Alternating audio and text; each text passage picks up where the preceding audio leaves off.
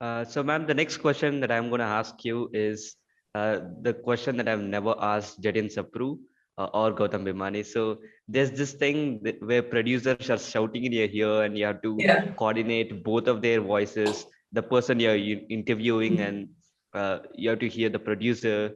How do you make that happen? And is it kind of challenging and difficult in your early days?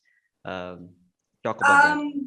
Kiro, I'll change up the question for you, okay? So add producer, add the entire edit room, add director, add your guest, add your own thoughts, and add the 50,000 people who decide to scream. And of course, the DJ. The DJ, we're all the spark right next to the DJ in IPL matches.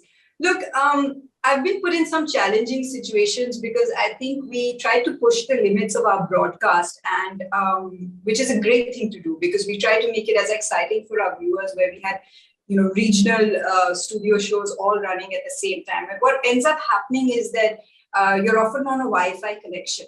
So, what you see, for example, the playback that you see, sometimes you don't have a screen in front of you and you and your guests are just going by whatever knowledge you know. You can't really read off the graphics. You're just trying to remember what was written, which is why I feel my notes were always so important. I always carry my notes. Even if you don't see me holding something, it's right there. So in a break, I'll go and rehash, okay, this is the point, this is the strike rate, this is the average. I think that old school system of taking notes is very, very important.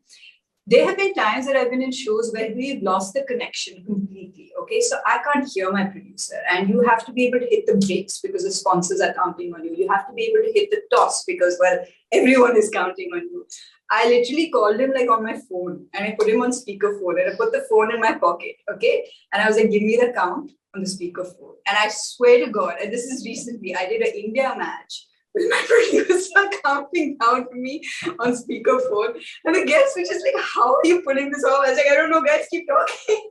I think you just have to, in those situations, just have to try and be inventive. And this is where the people around you help so much. We've had floor managers who've been like, okay, 3, 2, 1, go for a break. We've had camera people who are still at chat and say, okay, Mike, throw to BT now. And I know what BT is there because my producers and I, we have a good connection. They brief me so well.